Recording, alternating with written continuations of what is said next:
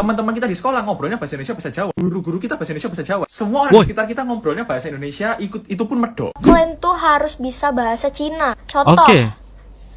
Lancar ya, Ci. Nah, kayak gitu. Oh, kamu ngelawak.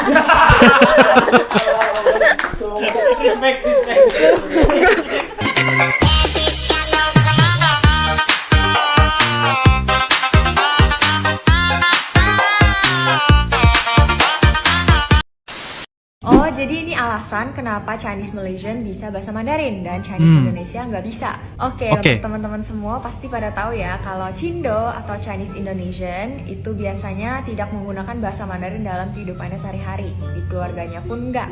Biasanya pakainya dialek Chinese aja. Contoh Hakka, Hokkien, Teochew, dan lain-lain. Tapi untuk bahasa Mandarin sendiri rata-rata nggak bisa ya. Oh, rata-rata nggak bisa. Pernah kursus les bahasa Mandarin atau pernah studi di China atau Taiwan dan sebagainya.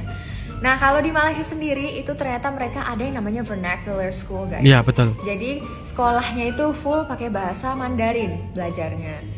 Nah, ini yang membedakan Chinese Malaysian dan Chinese Indonesian dan alasan terbesar kenapa mereka masih bisa menggunakan bahasa Mandarin di kehidupan sehari-harinya. Untuk yang penasaran dan masih bingung vernacular school itu apa dan mereka itu gimana sistemnya, bisa langsung ke YouTube channel aku Sally Go dan aku ada wawancara di situ salah satu temen aku yang adalah Chinese Malaysian, guys.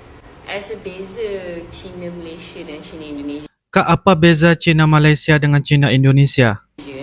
Biasanya Oke, ini aku nggak mewakili seluruh Cindo di Indonesia Raya ini. Ini aku coba ceritain sesuai dengan kondisi dalam keluarga. Jadi, keluarga aku ini kan kebanyakan mostly tumbuh besar di Surabaya. Dari kecil, lahir, jebret, tumbuh besar di Surabaya. Yang mostly emang sekitaran kita adalah orang-orang Jawa. Kalau kita orang-orang Jawa, mostly orang-orang di sekitar kita ngobrolnya bahasa Jawa. Jadi otomatis kita lebih lancar ngobrol bahasa Jawa daripada ngobrol bahasa Mandarin. Karena yang ngobrol bahasa Mandarin cuma keluarga kita. Itu pun yang tua-tua, yang kayak generasi emakku ke atas gitu, emak engkongku ke atas. Yang generasiku, yang sepupu-sepupuku udah jarang. Mostly kita udah ngobrolnya bahasa Indonesia, bahasa Jawa. Teman-teman kita di sekolah ngobrolnya bahasa Indonesia, bahasa Jawa. Guru-guru kita bahasa Indonesia, bahasa Jawa. Semua orang di sekitar kita ngobrolnya bahasa Indonesia, itu pun medok. Kemungkinan kita ketemu orang yang ngobrol bahasa Mandarin sama ketemu orang yang ngobrol bahasa Jawa itu 80% lebih banyak kita ketemu sama orang yang ngobrol pakai bahasa Jawa. Jadi otomatis kita pasti lebih lancar ngobrol pakai bahasa Indonesia atau bahasa Jawa daripada pakai bahasa Mandarin. Nah, kalau lagi kumpul keluarga nih, karena mak engkongku dan generasi yang atas-atas yang tua-tua ini, mungkin mereka kan udah lebih kebiasa ngobrol pakai bahasa Mandarin. Kalau mereka kumpul yang tua-tua doang tuh ngobrolnya bahasa Mandarin tuh mereka. Nah, untuk mereka bisa connect ke kita-kita yang lebih muda ini, yang cucu-cucunya ini, mereka tuh berusaha gimana caranya supaya kita tuh connect dengan obrolan mereka, tapi kita tidak melupakan budaya Chinese. Jadi, mereka tuh menemukan satu cara nih kalau di keluarga gue ya. Nggak tahu kalau di keluarga kalian kayak gimana. Kalian tahu nggak sih anak-anak Jaksel kalau ngobrol kan dicampur-campur dengan kayak Indonesia, Inggris. Yang kayak, which is literally hari ini so hot. Ntar supir pick up I at the school gitu-gitu. Nah, basically cara ngobrol itu sama kayak gitu. Tapi kalau emakku itu dicampurnya bahasa Jawa sama bahasa Mandarin. Jadi misalnya gini, duduk nih, jebret, pesen makan gitu ya, pesen pizza waktu itu. Pizzanya dateng kan, jebret gitu. Ngomongnya gini, ayo pizzane laile. Pizzane laile. Pizzane itu kan bahasa Jawa kan, ayo pizzane teko kan gitu kan. Tapi karena dia kebiasaan ngomong bahasa Mandarin, jadi itu dicampur sama dia. Ayo pizzane laile. Laile itu artinya udah dateng. Tuok sau iki mang. Tuok sau iki mang. Tuok sau iki mang. Kamu udah tuok sau itu berapa? Berapa ini tadi gitu. Tuok sau iki mang. Terus dihitung sama dia. I ol san se ulyu ci pak. Hitungnya bahasa Mandarin. Oh, pak tok. Pak tok. Pak tok anyi. Iku basa apa, Bang? Tak kira se dadakno pak tok. Tak kira se dadakno pak tok. Belum selesai. Terus misalnya kita masih sibuk semua, cucu-cucunya kan pada main HP, main game, scroll, TikTok segala macam. Dipanggil lagi tuh. Ayo ndang dijek iki selak henleng iki pizzane. Ayo ndang dijek selak henleng iki pizzane. Ayo ndang dimakan keburu dingin ini pizzanya. Campuran aja kabeh. Ya itu kalau di keluarga aku tuh kondisinya kayak gitu. Kalau di keluarga kalian gimana? Tulis di komentar di bawah. Oke guys, jadi kita sudah lihat ya Chinese Indonesia dengan Chinese Malaysia tadi ya. Apapun kita nampak dari sudut perbedaan yang sangat-sangat signifikan ya. Apa yang kita dapat lihat Chinese yang berada di Indonesia itu mereka sudah berada di lingkungan yang bagi saya lingkungan yang sudah terbiasa dari kecil. ya dilahirkan sehinggalah dewasa mereka beradaptasi dan juga berkomunitas dengan orang-orang Jawa ataupun orang-orang Indonesia yang berada di lingkungan. Jadi kayaknya mereka punya obrolan itu memang sudah sepertinya sudah lancar-lancar bahasa Indonesia, bukan setakat bahasa Indonesia, bahkan bahasa Jawanya juga begitu medok sekali apa yang dituturkan oleh Chinese Indonesia tadi guys. Wow, begitu sangat seru sekali. Saya sangat terkagum dan terkejut karena lancar dan fasih dan tuturnya itu menceritakan, membuatkan kita benar-benar faham dan mengertilah kenapa orang Chinese Indonesia itu tidak bisa untuk lancar dan juga ngobrol bahasa Mandarin. Nah, bahasa ibunya adalah bahasa Indonesia sahaja. Apa pun sangat seru ya guys ya. Hai guys, ada yang komentar dan nanya kalau Chinese Malaysian itu pakai bahasa apa sih? Let's ask. Aku ada teman Chinese Malaysian, kita tanya aja langsung. What language do you use every day? What language do I use every day? So with my families, I speak in Chinese, Cantonese, Mandarin, and with friends and my colleagues, we speak English and Bahasa Melayu. Yes. Oke. That's it guys, udah kejawab ya. Kalau ada yang mau nanya-nanya lagi, boleh di komentar. Menurut pandangan Ivy, apa persamaan yang Indonesia dan Malaysia punya? Persamaan sih misalnya itu lagu Rasa Sayang. Rasa sayang. Iya, betul. Lagu Rasa I was Sayang. so shocked. Jadi Yang lagu Rasa Sayang He, Rasa Sayang Sayang He. Benar ya guys? wah, aku awalnya kaget banget. Jadi lucu nih, ada kayak dance class. Jadi itu bukan dance class, kayak bahasa wajib yang diambil karena saya foreigners. Jadi intinya ada satu subjek di kuliahan. Nah, kita itu required buat dance kayak Malaysian traditional dance. Anehnya tiba-tiba aku ketemu ada satu grup yang perform pakai lagu Rasa Sayangnya. Terus aku yang kayak, loh itu lagu Indonesia, bukan lagu Indonesia. Jadi aku bingung, jadi orang sini kira Rasa Sayangnya lagu Malaysia. Jadi yang bener yang mana? Aku pikir gitu. Yang benar yang mana Sama ya guys? berarti. Serumpun sih itu mungkin. Iya bener. Mungkin dari atasnya tuh turun ke bawah kayak jadinya sama-sama gitu kan. Terus ada batiknya. Iya. Batiknya mirip juga, tapi batik di Malaysia lebih nggak terlalu banyak motif kalau menurut aku. Maksudnya Indonesia banyak lebih beragam. Iya benar. Kalau batik di Malaysia itu kayaknya berbunga-bunga kan. Iya betul. Kalau sini banyak banget ya macamnya. Kamu tahu nggak orang Malaysia suka bawa batik dari Indonesia untuk jual di Malaysia? Iya, aku pernah dengar. Iya, ada teman pernah bilang kayak, oh iya kalau orang tua saya ke Indonesia dia selalu bawa pulang batik buat dipakai. Emang tujuannya untuk dipakai. Katanya batik Indonesia lebih bagus. Gitu katanya. Iya benar. Oke, jadi apa yang Ivy paling suka di Indonesia, kayak hal yang paling berkesan gitu? Ada nggak? Kalau untuk saya ya, aku paling suka orangnya. Satu kata-kata ya, itu view pemandangan yang paling indah di Indonesia itu adalah orangnya.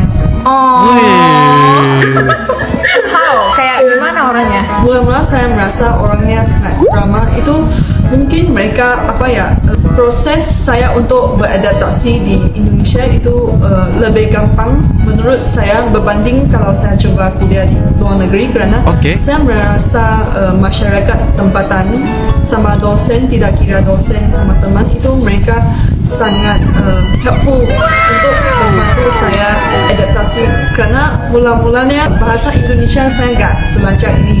Mungkin pada masa itu sate saya 50.000, sekarang lumayannya 30.000. Oke. Jadi orangnya ya. Sama ke pemandangannya sih. You mean kayak banyak tempat travel di Indonesia yang cantik-cantik gitu? Yes. Ya, bener sih, setuju. In that part I agree actually, guys. Orang sama pemandangan di Indonesia emang terkenal sih, sampai orang Malaysia juga suka bilang pengen ke Bali. Yang terkenal sih Bali ya, cuma sebenarnya masih banyak lagi tempat yang bagus. Kayak ada nggak sih yang bikin kayak, oh ternyata Indonesia tuh kayak gini, bikin bingung gitu? Ada nggak? Tukang parkir di Indonesia. Itu pas saya sampai di airport ya, terus aku lihat ada orang dia lagi pegang bendera, terus di U-turn kalau kamu mau U-turn kamu harus bayar 2.000. Ya, harus bayar. Oke. Nah itu bikin aku bingung. Oh, aku kirain itu orang rela. Kalau di Malaysia itu mereka dibayarin pemerintah apa-apa, dan yang menyetir gak usah bayar karena itu udah dibayarin. Tetapi di Indonesia kalau kamu mau U-turn, kamu mau pakai jasa mereka, kamu harus bayar gitu. U-turn apa nih maksudnya di bandara? Bukan di bandara sih, di jalan. Di jalan. Oh, di jalan. Biasanya Oh, ada tukang orang. parkir. Tukang, Bukan. iya. Dia bukan Tukang parkir. parkir. Dia pas kamu pakai mobil, kamu susah mau masuk jalan besar ya. Iya, Terus iya. ada orang menghalangi traffic, terus kamu bisa keluar. Ah, iya semacam kita ngomongnya tukang parkir kayak emas-emas yang ada di jalan buat collect money kan? Iya iya Iya, iya. iya. Iya. Oh, maksudnya itu. Jadi dia itu maksudnya penghambat jalan sini supaya kita bisa lewat, kita kasih duit gitu kan? Iya. Iya iya. Ngerti. Iya sih, di Malaysia aku nggak pernah lihat juga. Ya, Kalau di di sini Malaysia mah di tidak ada. mana-mana ada gang atau ada jalan yang kayak tiba-tiba belok, tuh tiba-tiba ada tuh, atau U-turn, ya. Bukan parkir di Malaysia nggak ada kan, jarang. Iya jarang. Lebih banyak security paling. Satpam. Ya, karena tukang parkir di Malaysia itu illegal. I didn't know that. Ya. Jadi orang Malaysia kalau mula-mula ya kami mahasiswa Malaysia sampai di Indonesia, kami kurang suka dengan tukang parkir karena kami persepsi mereka gimana ya, itu illegal. Lama-lama kami sudah menyesuaikan tukang parkir karena mereka bantuin aturin motor, terus mereka menjaga barangnya. Karena aku pernah tergantung kunci di motor, akhirnya disimpan oleh tukang parkir. Wow, nice. Tunggu, tadi ngomong naik motor berarti di Indonesia jalan-jalan kemana pakai motor? Iya. Wow. Hebat banget. Beda Tionghoa Indonesia dan Malaysia. Tionghoa Indonesia itu lebih patriotik loh dibanding Malaysia. Tionghoa Wah. Indonesia lebih bangga dibilang orang Indonesia daripada orang China. Oke. Kedua, Tionghoa Malaysia biasanya masih bisa berbahasa Mandarin. Biasanya Tionghoa Malaysia di rumah masih menggunakan bahasa Mandarin sehari-hari. Sedangkan Tionghoa Indonesia lebih fasih berbahasa Indonesia. Bahkan Benar. banyak yang nggak bisa bahasa Mandarin loh. Yang ketiga, Tionghoa Indonesia udah tidak punya nama China. Biasanya namanya sudah full Indonesia. Sedangkan orang Malaysia biasa namanya masih Mandarin. Kamu tahu nggak bedanya Tionghoa Indonesia dan Malaysia lagi? Komen ya. Cindo tapi nggak bisa bahasa Mandarin. Mari kita bahas. Nah, Oke. ini pertanyaan yang sering banget ditanyain ya. Emangnya kenapa kalau orang Tionghoa di Indonesia nggak bisa bahasa Mandarin? Kita harus tahu orang-orang Tionghoa, orang-orang Cindo seperti saya itu rata-rata bahasa ibunya adalah bahasa Indonesia. Malah sebagian besar kita menggunakan bahasa daerah karena kita lebih terbiasa dengan bahasa daerah kita. Nah, kita throwback sedikit nih tentang orang Cina mainland yang datang ke Indonesia pada saat itu. Sebenarnya bahasa Mandarin pun belum digunakan secara nasional di Cina. Jadi rata-rata kita menggunakan bahasa Hakka, Hokkien, Teochew, Kanton, Hainan, dan lain sebagainya. Selain daripada itu, pada masa Orde Baru dulu ada upaya sentralisasi budaya yang melarang dan membatasi peraturan perayaan terkait dengan etnis. Sehingga bahasa Mandarin dan dialek pun tidak lumrah untuk dipraktekkan. Orang Cindo seperti saya lahir dan besar di Indonesia. Jadi, saya juga harus belajar bahasa Mandarin dari awal. Belajar bahasa Mandarin itu susah banget karena setiap penekanan suara punya arti yang berbeda. Nah, itu alasan kenapa sampai sekarang Cindo banyak yang belum bisa bahasa Mandarin. Follow saya ya untuk tahu tentang budaya Cindo lainnya. Di Indonesia banyak je Chinese cakap Indo, bahkan bisa dibilang semua Cindo TikToker. Oke. Gue juga bisa bahasa Indonesia. Wah, ini Chinese Malaysia ya. Bukperi mie sedap. Brengsek. Ui. Pernah merhatiin nggak kalau teman-teman Tionghoa itu sering pakai kata punya, tapi penempatan di kalimatnya unik. Contohnya di kalimat-kalimat ini. Ini Oke. saya ambil di belakang punya. Dia emang olahraga punya orang, jadi udah biasa. Itu memang sudah ada punya, bukan gua bikin lagi. Yang punya temen Cindo, coba perhatiin deh. Buat yang belum pernah berteman dengan Tionghoa, coba cari dulu ya. Cindo Oke. itu ramah-ramah kok. Well, emang nggak terjadi di semua Tionghoa ya, nggak bisa digeneralisasi. Tapi menurut saya, yang masih bisa berbahasa Chinese, entah itu Mandarin, dialek Hokkien, He, atau dialek-dialek lainnya, biasanya punya kecenderungan menggunakan kata punya saat berbahasa Indonesia. Alasannya karena mereka sering direct translate kata ini. Dalam bahasa Mandarin, kata ini dibaca te, atau artinya punya. Misalnya, kalau mau bilang punya saya, maka akan disebut 我的. Kalau diartikan secara langsung, saya punya. Tapi kata ini juga muncul di kalimat seperti 我从后面拿来的, yang kalau langsung diucapkan ke bahasa Indonesia, bunyinya menjadi saya ambil dari belakang punya. Ini kenapa banyak Tionghoa yang bisa tiba-tiba ngucapin kata punya, tapi non-Tionghoa nggak akan paham. Butuh loading dulu 1-2 detik saat mendengar kalimat seperti itu. Saat saya share ini di Twitter, banyak mutual saya yang merespon dan memberikan contoh kalimat lain. Daripada mengurangi profit kita punya, lebih baik meningkatkan value. Kita harus bisa berkaca dari kasus yang kemarin punya. Dia punya saudara, kan kerja di sana. Lu punya kerjaan udah beres, kirim ke gua punya email lah. Tolong kasih pinggir, dia punya kursi. Lu ambil di gua, dijamin udah pasti bagus punya. Jadi sekarang udah tahu ya, kenapa kalau Cindo ngomong suka bikin loading sebentar. Saya termasuk yang suka pakai kata punya seperti ini. Video ini dibuat bukan untuk menyalahkan tata bahasa siapapun. Ini hanya mencoba untuk menjelaskan fenomena yang timbul akibat dari bahasa atau budaya Tionghoa itu. Struktur bahasa ibu mempengaruhi bahasa lain. Make sense ya? Oke, ini adalah tutorial agar bisa jadi Cindo. Nah, yang pertama, kalian tuh harus bisa jadi sipit. Jadi kalau misalkan kalian matanya belok, itu tuh gagal ya. Pokoknya kalian tuh harus sipit. Jadi matanya tuh udah bisa disipitin aja langsung. Nah, jadi kira-kira kayak gini hasilnya. Terus, yang kedua, kalian tuh harus bisa bahasa Cina. Contoh, Lanciao ya, Ci. Nah, kayak gitu. Selanjutnya, selain bahasa Cina, kalian tuh harus bisa manggil diri kalian sendiri tuh pakai kata I. Dan manggil lawan bicara itu you. Jadi, I lanciao you loh. Kayak gitu. Dan yang ketiga, you semua itu harus bisa jadi putih loh. Jadi kalau misalkan kalian ngerasa kalian tuh ireng atau apapun, pakai bedak. Nah, jadi ini dia hasilnya setelah I udah pakai bedak ya guys. Harus putih. Pokoknya bedaknya itu harus kira-kira seputih ini karena kita kan Cindo itu kan putih ya. Jadi kita harus seputih apapun ya guys kalau bisa kayak tembok. Ini pembuktiannya, kita coba keluar kamar lihat apa reaksi orang-orang. Ma, Pa, I mau pergi dulu ya. Cindo banget. Emang boleh Cindo ini? Wow. Emang anak lanciau. Ini ada nama Cina gak sih? Ada. Apa? Chen Huiling. Udah pernah di-expose? Udah. Udah. Aku punya Yang Li Fei. Oke, Li Fei. Ayo kita lanjut. Coba ngomong bahasa Cina. Hah? Bisa nggak? Bisa.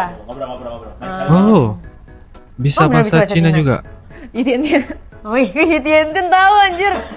Ya, kamu dulu. Aku orang bisa kalau misalnya Yitian mereka buka Google kayak a little bit langsung. Coba kamu dulu yang ngajak ngomong terus aku jawab. Apa ya? Aku juga nggak tahu. Oke. Oh, ni ce le ma? Hah? Apa? Ni ce le ma? Oh, ce, wo ce. Woci itu artinya tuh kamu udah makan belum? Iya, ini makan. Tapi masalahnya my pronunciation is not that good. Anjir, kamu gak good, aku apa anjir? Pronunciation aja katanya my mom itu jelek banget. Ya, coba. Ni jiao shenme mingzhe? Wo jiao Yang Li Fei. Oke. 大家好，我是 Yang Li Fei. Oke, 大家好，我是陈慧玲。 Kenapa itu kayak paus-paus gitu sih? Kenapa? Ya soalnya aku takut salah, jadi mending aku memperlambat daripada salah. Hah? Nio Shumi Chen Huiling bukan Xiaolin anjay ini. Sumpah, guys kalian tahu guys, di belakang ini kameramen pada gini-gini anjir, gak jelas banget anjing. Wah, itu rasis. Enggak ya? Itu kalau nggak salah hobi itu Shumi, bener nggak sih? Hah, Shumi bukan sih? Nggak tahu. Aku taunya bukan. Aku taunya buku. Aku taunya buku. Buku itu bahasa Mandarinnya shu. Iya ya. Shumi itu hobi bukan sih? Coba lihat dulu. Kok jadi Shumi Mirai? Hobi in Chinese.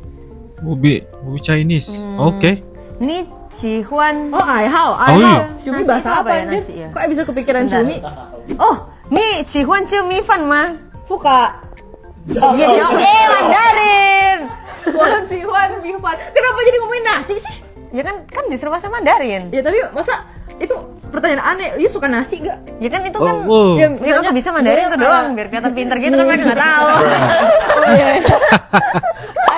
Taunya itu kayak ada kayak this tongue twister. Apa? Tongue twister tau gak sih? Enggak. Itu yang kalau yang ngomong kecepetan terus habis itu berlibat. Oh, tahu. Tapi I juga tahu salah satu Indonesian joke, kuda lihat ikan besar. Coba you translate ke bahasa Cina. Kuda ikan lihat besar. Enggak, apa? Kuda lihat ikan besar. Kuda lihat ikan besar. Tahu kan bahasa Chinese-nya kuda tuh apa? Ma. Si itu apa ya? Lihat makan. Kuda lincah apa? Apa? Kuda lihat Kuda ikan lihat besar. ikan besar. Makan. Ikan itu apa bahasa Inggrisnya? Fish. Yita.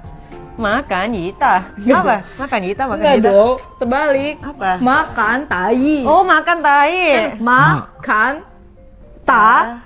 Iya. Oh, jadi Indonesia Oh. makan tai. Iya. Oh, makan Jadi tai. kalau Oh, kamu ngelawak.